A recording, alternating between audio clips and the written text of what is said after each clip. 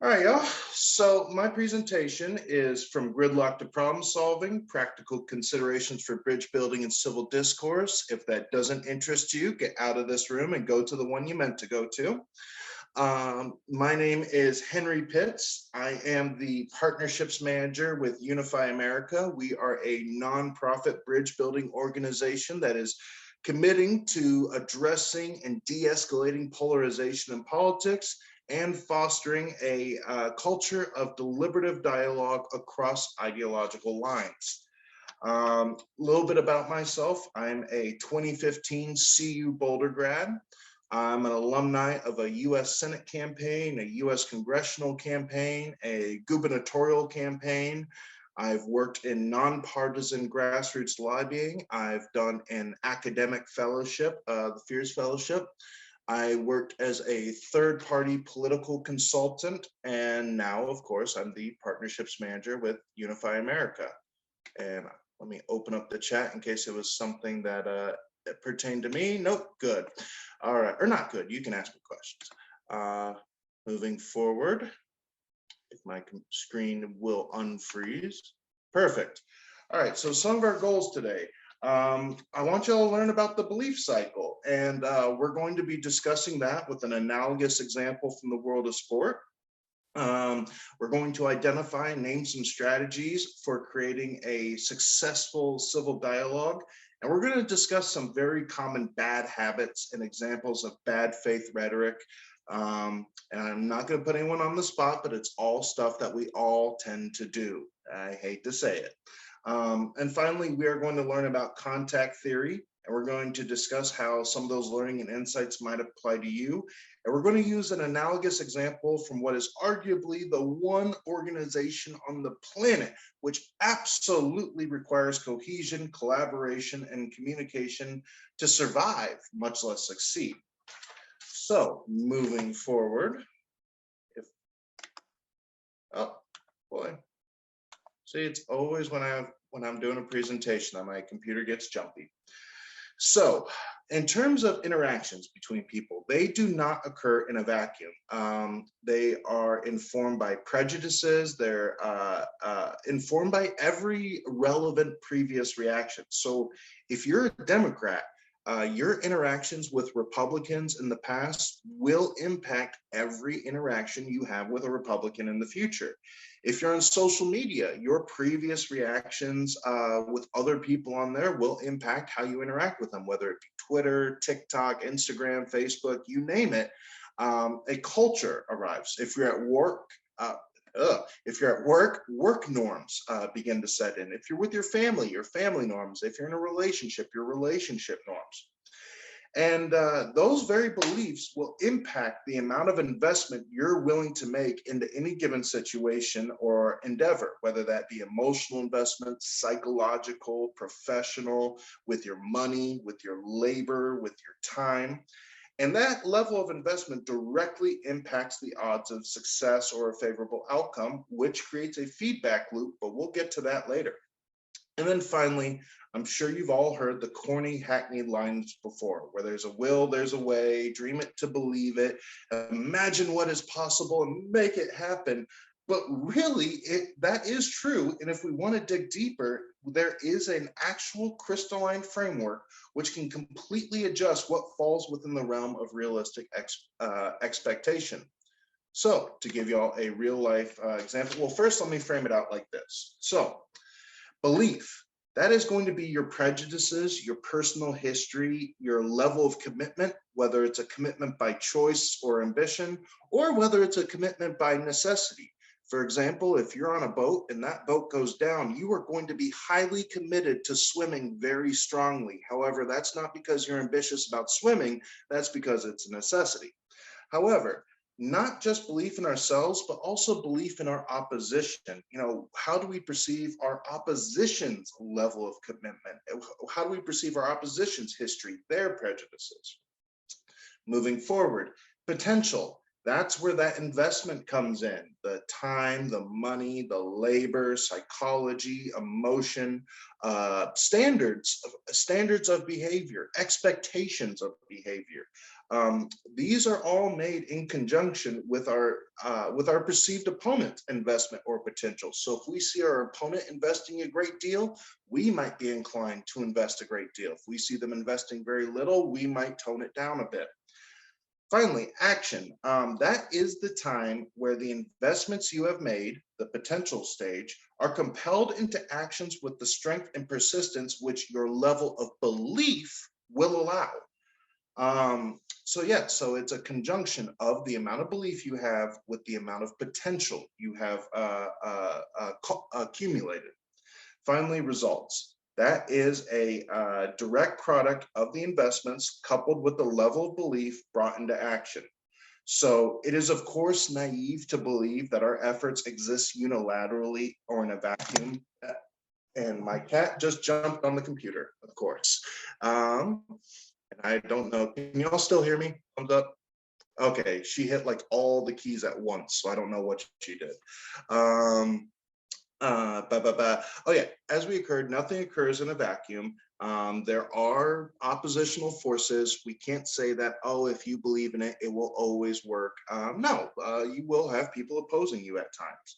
However, it is fair to say that you have more control in your level of belief and investment than your opposition does. Now, finally, here's where the feedback loop comes in. So we're going to put all four of these tiles together. So let's say I have low belief in something. I don't think it's possible. Therefore, I'm going to invest very low resources into it. I'm going to have very low potential for it. I'm not going to put all my eggs in one basket, so to speak. Well, if I have low belief and I've invested very little into it, what do you think the action is going to look like? It's going to be half-hearted. It's going to be paltry. It's not going to be strong enough to engage successfully the endeavor at hand. Now, when that endeavor inevitably fails, when we get the results, we're going to say that, oh, we were right not to have strong belief in it. We were right not to invest much into it because look, we failed. So that's the feedback loop. Whereas if you were to increase your belief, you would increase your investment into that endeavor. If you increase your belief and increase your investment, then the action might very well be successful. And when you have that successful result, you'll say, see, I was right to invest so much into that effort because we were successful.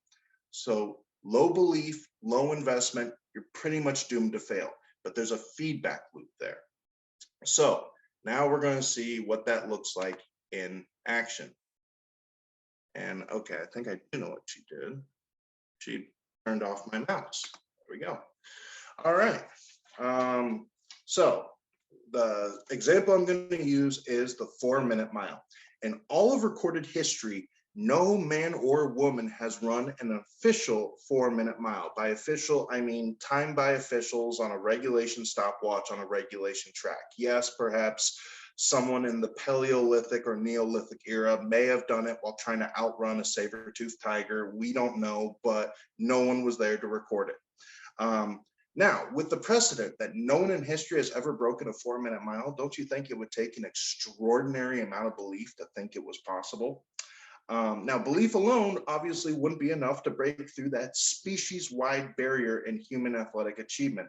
Coupled with that belief must be enormous investment. However, as we discussed earlier, investment is a direct function of belief. Finally, action, capitalizing on the investment with the force of enormous belief and being willing to overcome setbacks and disappointments, emphasizing gains over failures. And then finally, the results. Uncommon efforts bring uncommon results, but those uncommon results send the message not only to the individual, but society at large, what is possible, completely reorienting modes of thinking. So let's meet the noble runner. So his name was Roger Bannister.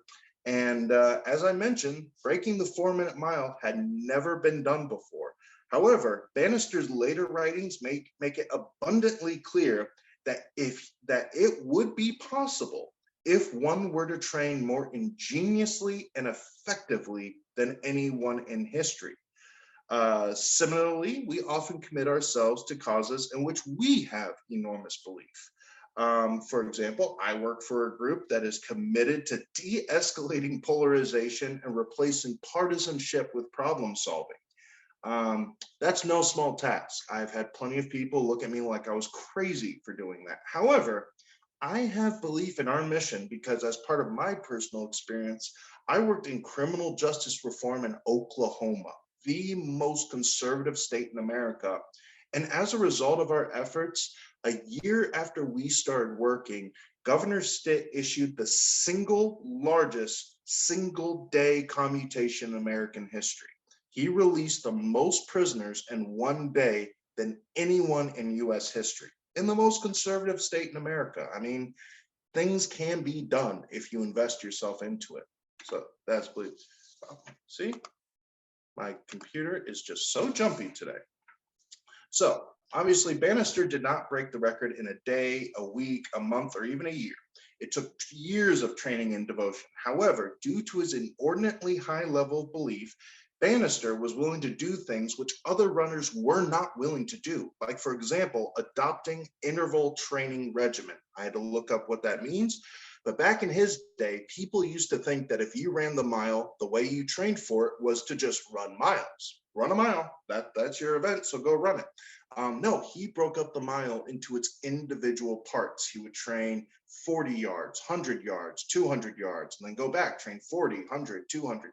He break it up into the small little bits and break up how to run. Two, he studied kinesiology to develop the most efficient stride possible.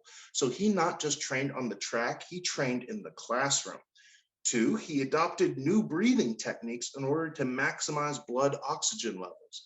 I mean, back then people just thought, well, just breathe, man, just breathe, just do it normally. But no, he studied blood oxygenation to develop a new way of breathing to maximize blood oxygen. And then finally, he did resistance training, weight training, to build explosive muscle strength back in a time where the common knowledge was the lighter the runner, the faster the runner. Back in the 50s, that's what everyone believed, that runners had to be super skinny and super light, and that's what would make them faster. He said, no, no, no, no, no, muscle actually makes you faster. He trained relentlessly and devoted more time to his goal than anyone thought prudent and reasonable. People thought he was simply maniacal because his level of belief pushed him to do this. Similarly, if we have high levels of belief in our goals, if we are willing to devote inordinate resources, time, and innovative techniques to our efforts, we can develop new forums for discussions. We can develop relationships with unlikely coalitions. We can empower previously disenfranchised groups.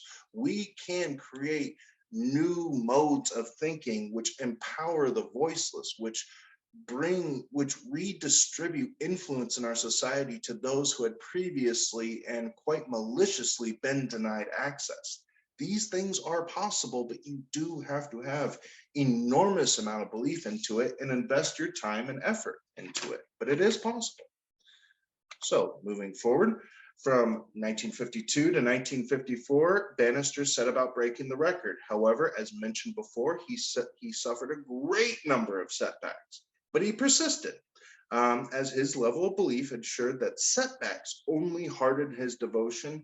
And after reading his book, he developed a mindset of finding gains in his progress. For example, even when he didn't break his record, his coaches noticed that he ran considerably faster in turns than he did in straights. So he incorporated that into his knowledge, that he wouldn't focus so much on getting the straightaways blazingly fast, that he would try and make up time on his turns. For us, it is extraordinarily rare for us to devote ourselves to a cause and expect results on the first go around. We have to stay persistent. We have to be willing to engage over many, many rounds of re-engagement and reiteration. However, we are also well aware of the toll that deliberation and bridge building work can take on someone, especially as there's an entire industry built upon exacerbating divides. I'm going to just say it right out. The political party complex, industrial complex, so to speak, and so sorry, I clicked the wrong thing. The news media. getting on the air and saying, hey, things are actually largely okay in America, folks will tune off. So they have to convince you that everyone's after you, everyone's trying to attack you. Please tune in to us for the next update. And yeah, that's a pretty massive industry we're pushing up against. So moving forward. Obviously, on May 6, 1954, he broke the 4-minute mile. Now think about that.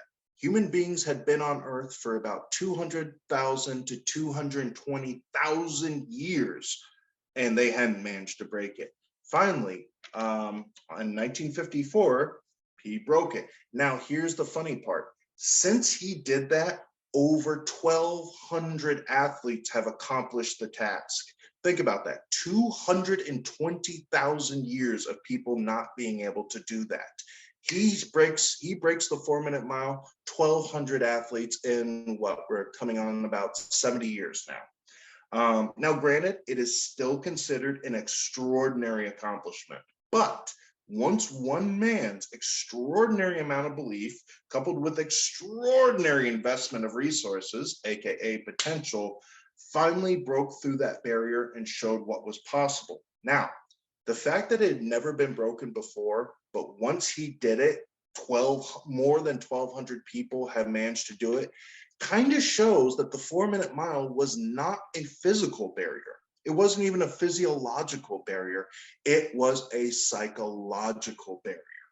Once someone was able to show that it was possible, other people were able to conceptualize the exact same accomplishment. That is sort of something that we can do in our world. For example, I'm going to take my grandfather. When my granddad was a boy, women could not attend state colleges in his state. Colleges were strictly men only. Schools were racially segregated. The idea of a Black president or a female president or gay marriage were simply unthinkable. Now, 2 of those 3 things have been accomplished. And even though we are yet to have our first female president, I think it is fair to say that the idea has been normalized. No one's out there saying that, oh, that's a radical idea. Basically, we're in sort of a place where it's, any cycle now, like, it's time, it's not a radical idea anymore. What I'm saying is the world is unrecognizable today from when he was a boy in 1925. And these things did not occur in a vacuum or by chance. They occurred because individuals and groups of people had extraordinary levels of belief, invested enormous resources into the effort, and remained persistent. And these accomplishments tended to build off one another. So I know I fired through that, but we have a lot to cover, and I'm not sure how I'm doing on time, but we're going to keep moving along. So we're going to identify and name some strategies for successful civil discourse. Okay, I'm doing okay on time. So this is the Continental Congress. I just like that photo. Oh, boy, go back. Boy. So we're going to discuss some bad habits. Now, I don't expect anyone to raise their hand when I start reading them off and talking about them, but I'm willing to bet all of us have done at least 3 or 4 of these in the past year. So 1, misleading with facts. I know that, right, Kaylee? Misleading with facts, decontextualizing someone. So that's providing statistics without absolute numbers. That's one of the examples I had. Providing the statistic without saying what the actual number is, or cherry picking, emphasizing outliers without addressing the whole. In terms of misleading with facts, I'm going to go with an example that I saw from about 5-6 months ago that really drove me nuts. It was a news report from my local news station that said,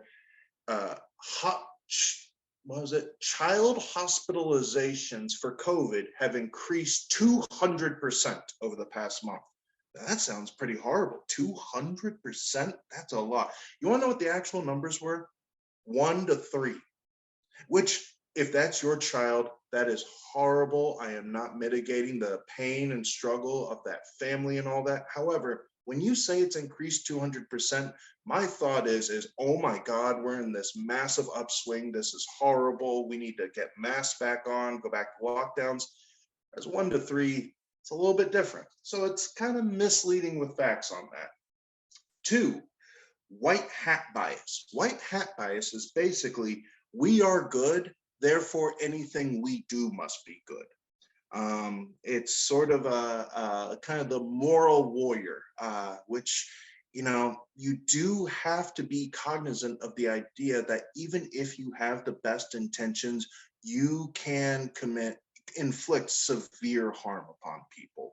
That, no one is so good that there's no such thing as unintentional consequences.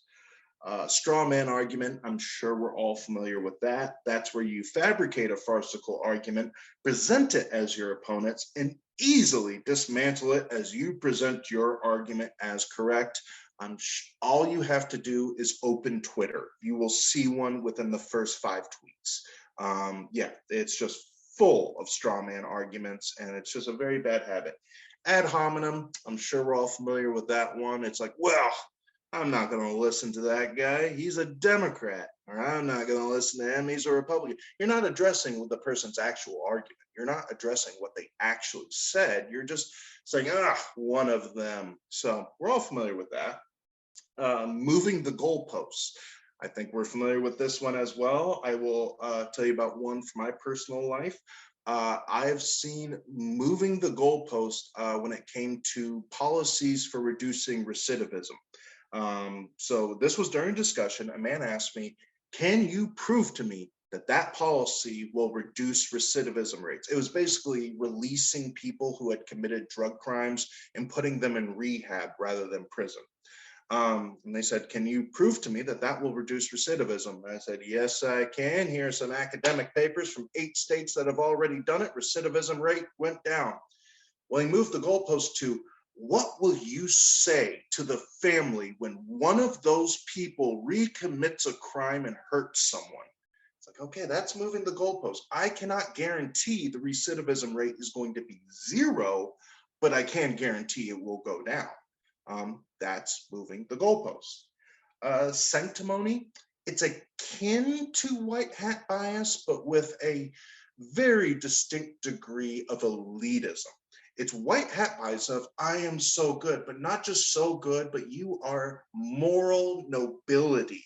Not only is everything you do good, everything you do right, but you are beyond reproach. People cannot speak to what you're doing. Oh, you are just so perfect and beautiful and sanctimonious. So it's basically white hat bias, but with a strong degree of elitism. That leads to a lot of hubris, dismissiveness, and alienation of allies. No one likes a sanctimonious person. An appeal to authority. Okay, I'm not saying authority doesn't exist. Of course it exists, all right? If me and my doctor disagree, well, if we're talking politics, maybe I'm right. But if we're talking about what we should do about something to do with health, I'm going to defer to her. But an appeal to authority, what that is I consider myself an authority. We disagree, therefore you must be wrong. That is an appeal to authority. You don't make a counter argument. You don't address the point they're making. You're simply saying, I consider myself an authority. We disagree, therefore you must be wrong. That doesn't undermine authority, but it does mean that even if you're an authority, you do have to actually address what the other person's saying. Dehumanizing language, that one's self-explanatory. Again, hop on social media for 2 minutes. You will see people using language that dehumanizes people. One that you might see is Republican with 3 Ks in the middle, KKK, or you might see that 13-year-old kid on 4chan saying libtard or stuff like that. Just horrible dehumanizing language that does nothing to move the ball forward and to actually advance policy. Undue social pressure, putting people under duress. Basically using appeals of, you will support this policy, otherwise you hate children. Well, everyone likes children. Who doesn't like children? But yeah, so, using that, support this or you're a horrible person. Support this or we're going to paste your face all over social media to be attacked. That is for a private citizen. If you run for office, you should treat people in office kindly, but it is part of the ballgame. Pejorative statements. A pejorative statement, pejorative representations, word choices that deliberately made to demean rather than describe. So one from very recent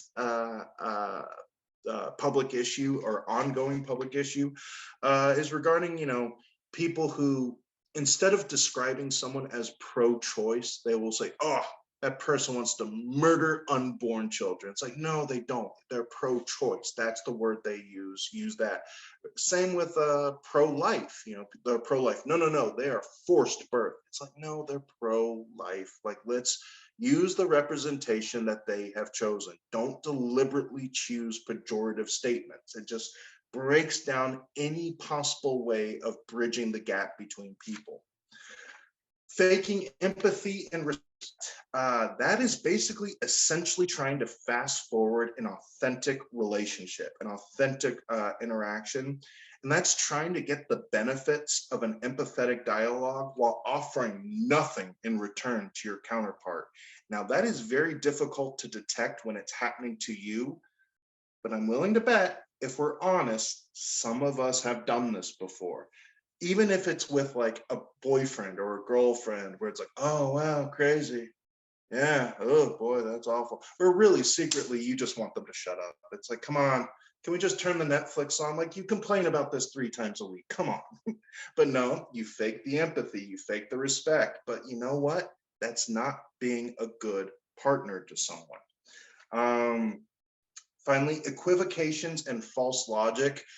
This is one that drives my granddad nuts.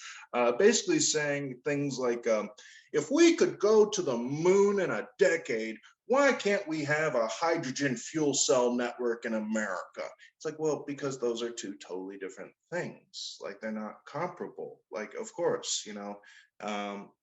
So it's basically these equivocations, false logic. Yeah. Manipulative framing. That is framing, it's close to a straw man argument, but I'll give you an example that might illustrate it. So I'm sure we've all heard about DeSantis and in Florida, where they're engaging certain books in certain libraries, trying to get them out of school libraries. Well, if you are pro DeSantis, and I have seen this, if a pro DeSantis person saying, do you believe it is appropriate for elementary schools to have pornography in their libraries? It's like, well, it's not porn.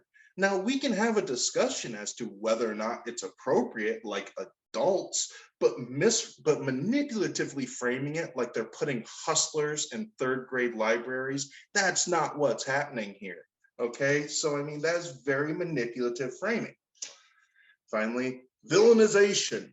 That is basically framing everything as us versus them, with your side inalterably and inevitably on the side of good and all the bad things attributed to your opponent.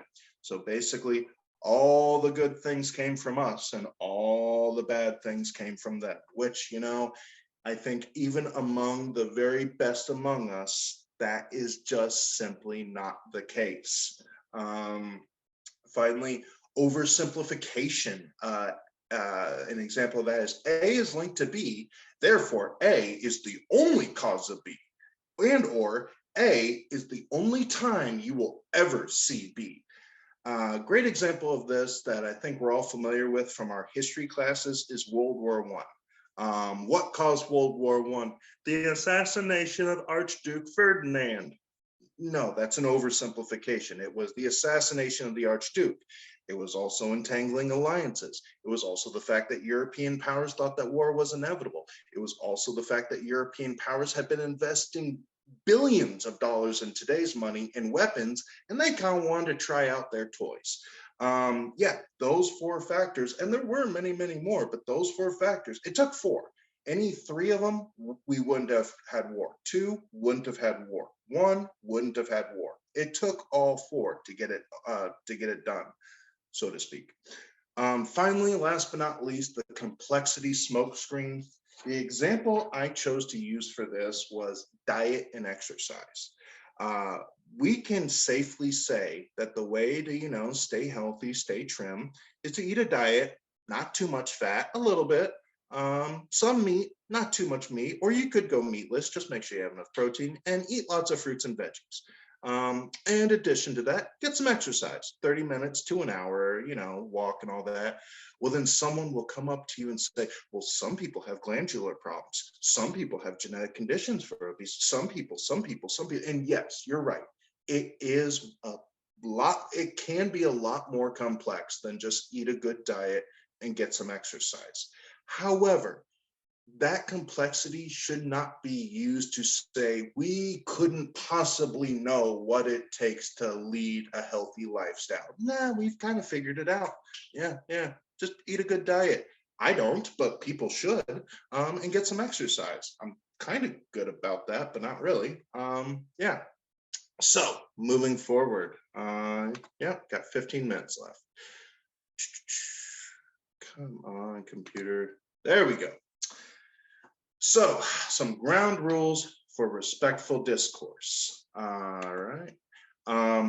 One, engage with the intent to build trust, as opposed with engaging with the intent to win. See that? I keep going back to Twitter. You see that all the time on Twitter. People, they're trying to win the discussion, not learn more about someone. If you have the intent to build trust, asking questions builds trust. If you get the sense that someone genuinely wants to learn more about you, you are inclined to trust them. If you find that someone is genuinely curious about your background, you are more inclined to trust them. So if you have that intent, you will build best practices. Meet under mutually comfortable conditions. That is very important. So in person, it is selecting a forum where someone doesn't feel isolated. That is a common neutral ground that people understand.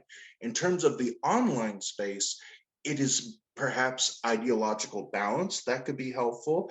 It could be giving them the forum first. It could be simply asking them, where would you be comfortable to meet? But yes, but inviting one person to have 30 people teeing off on them, that is not mutually comfortable grounds. You have to give people appropriate forums. Two, set ground rules. I know it sounds mundane. I know you will feel like a presidential moderator when you do it, but it is actually super helpful and super important to set ground rules. Like explicitly say, we are not trying to sway one another here. We are trying to understand each other. Make that explicit. Say, I will allow you to speak for 2 minutes, and then you will allow me to speak for 2 minutes. We will give our opening statements without addressing each other yet. We'll just state our point. Then we'll do another round of 2 minutes where I will address what you said and you address what I said. Then we're going to do a fifth round of just free going. Like, yes, I know you're going to feel like a presidential moderator, but it is so important to get that out in the open. So important. Finally, begin the conversation from a common ground or shared goal. So a good example of this, one I've used before, when you're talking about food security, right? I think it's 13% of American children don't know where their next meal is going to come from. So it's a very important issue. Instead of saying, we have to feed these kids, all that sort of stuff, actually start with a goal. Say that in the United States, the wealthiest and most prosperous nation in the world, no person should suffer from malnutrition or die of starvation. That's a goal.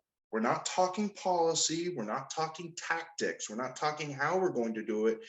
We're going to start with a universal goal, that America is just so wealthy and so prosperous, no one is going to suffer from malnutrition or starvation. Yes, I'm sure you'll find some anonymous troll who will say, I don't agree with that, but no one will actually say that in real life. We can all agree to that. Finally, be open and honest about your perspective, goals, or agenda. If you tell me that, no, I don't have an agenda, it's like, yeah, you do. You're intelligent and politically motivated. Yes, everyone has an agenda. So for example, when people ask me, okay, what are you doing here? What's your agenda? It's like, oh, I work for Unify America. We are a bridge building organization and I'm seeking new partners. And I would love to learn more about your organization. Bam, I laid it out. Because if I told them like, no, I just want to hear more about you, they're like, okay, what is this creepy dude doing here? Like, why are you here, man? Tell people, yes, you have a perspective. Yes, you have a goal. Yes, you have an agenda. Be open and honest about it. Because even if people disagree with you, you might be able to sway them. But what people just do not like, what people like even less is if they feel like they're being deceived. Finally, seek to understand your partner, not win the discussion. We talked about this with point one a bit, but I wanted to reiterate. Seek to understand, not win. Be humble, be curious. Finally, last but not least, when in an impasse, seek to broaden the discussion beyond a single factor. So to put that in an example, let's go back to the food thing, food security. Let's say we're at an impasse. We're talking about, how do we get people the money to purchase food? How do we distribute that and all that? How do we make it more accessible there? And we're just not getting anywhere. Well, we can realign that discussion and say, okay, instead of talking about like just giving people money and aligning with food, how about we talk about the production side of things? What are the tax incentives we put on producers and distributors? Have some of them had a malignant effect, a malign effect? Is there a way on the production side to make food more accessible to Americans? And okay, maybe that new angle will actually break the impasse. So it's not change the topic, it's engage the same topic, but from a different angle. That's what I mean when it comes to broadening the discussion. Don't keep beating your head against the wall. Check the other side of the building. There might be a door, all right? So yeah, do it like that. Moving forward, our third and final stage. Come on, computer. There we go. So we're going to talk about contact theory. History is replete of examples of contact theory in action. American as an identity is relatively new on the world stage. In more recent times, members of the LGBT community have reclaimed the word queer, which in my youth was a harsh, awful, rotten pejorative, but now it is a term that is filled with pride of community identity, that people wholeheartedly and wholesomely, pridefully embrace that term. So yeah, that's an example of a new identity being formed. Momentous times create great changes in society. However, contact theory exists even in the mundane and the commonplace. And finally, contact theory does not have to be an accident or just an exercise of time. There are ways to actively cultivate and foster this process, and we are going to examine it in the context of a worldwide institution, but the American one, the military. Yes. All right.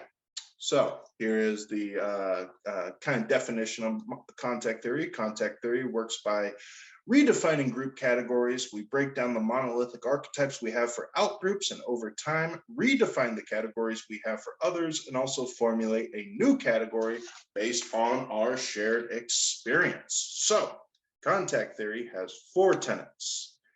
People have to have equal status for contact theory to work. People have to have common goals for contact theory to work.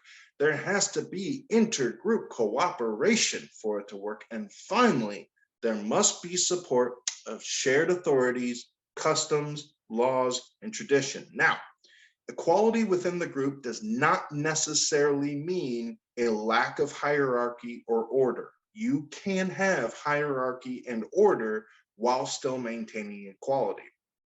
2, common goals as opposed to a goal which everyone works towards. I think y'all can perceive the difference between that. A common goal is a goal which benefits everyone, whereas a goal which everyone simply works towards, that's just, I don't know, that's just being bossed around. Intergroup cooperation as opposed to a group where everyone is just working together. Again, and we'll break that down a little bit. And finally, it is essential to build something larger than oneself in order for the new group identity to be meaningful. In a sense, the identity must persevere beyond the mere sum of its parts. In the sense, for a new identity to occur, essentially, you could pull everyone who currently has that identity out, put new people in, and the identity would persevere. So, moving forward, equal status. So, for equal status, one is a way of achieving that is to have meritocracy at the intake, basically a common standard for assessing the worthiness to enter the group. In the context of the military, that is, the entrance exams. You have to do X number of push-ups, X number of chin-ups, sit-ups, whatever. I never served, but my granddad and dad did. But yeah.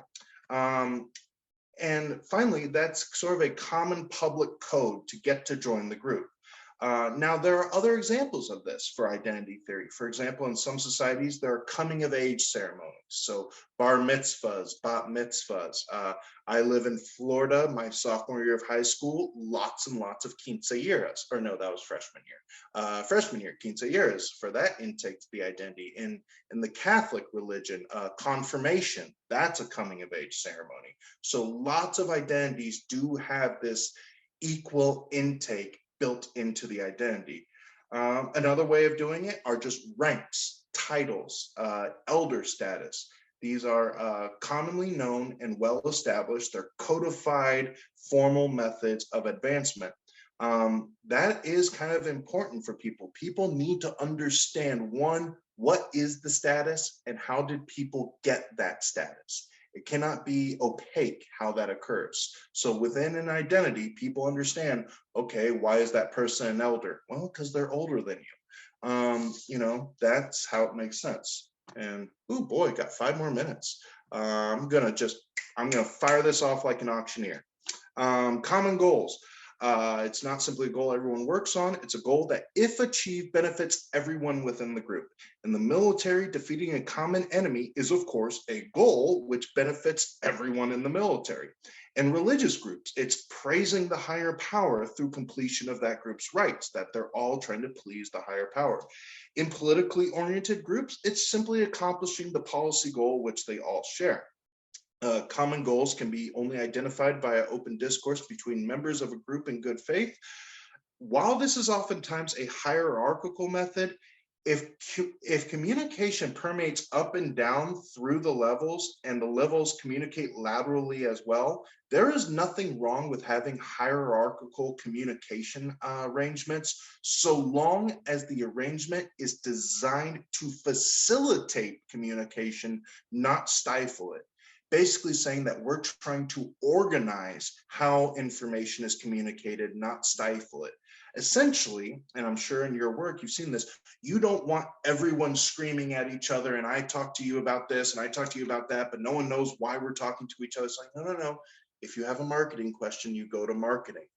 They're not trying to push the tech team out. They're just saying that for the appropriate communication, this is who you talk to and why. That doesn't stifle conversation. It's actually designed to facilitate it. Finally, intergroup cooperation. We touched on communication in the previous slide, but to reiterate, formalizing communication with a group is fine if it's meant to facilitate rapid dissemination of information within the group, not stifle voices. Finally, it is quite common for groups to develop their own parlance, their own slang, their own shorthand. That is actually very effective for creating a new identity. So communicate honestly, effectively, and clearly. Delegation, delegate tasks, but delegate it based on expertise. Don't say like, hey, I just don't want to do this, so you do it. You delegate to them like, hey, you're very good at this. In the military, it's you delegate, I don't know, certain tasks to certain MOSs. Accountability. People need to, one, be praised when they do well, but it's also very important in a group identity that people are held accountable for failures as well to the group. That doesn't mean harsh, but it does mean it does need to be acknowledged. We can't have a class of people that when they mess up, nothing happens to them, but another class of people that when they mess up, it comes down harsh. The group has to have uniform standards of accountability, and then finally have systems in place for assuring adherence to vision and all that. And finally, last but not least, support of shared authorities, customs, laws, and traditions. In the military structure, I am sure that y'all are familiar with how they achieve that. However, a cohesive group must have shared expectations and standards of accountability. For example, if the structure is hierarchical, the criteria for advancement and subordination must be explicit and public.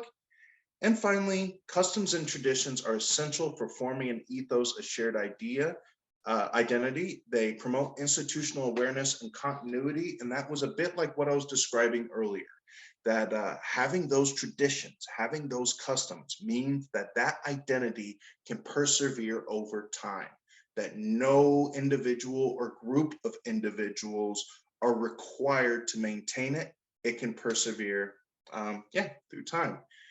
And with 60 seconds to spare, we get to the final slide. Whew. I'm proud of that. I'm proud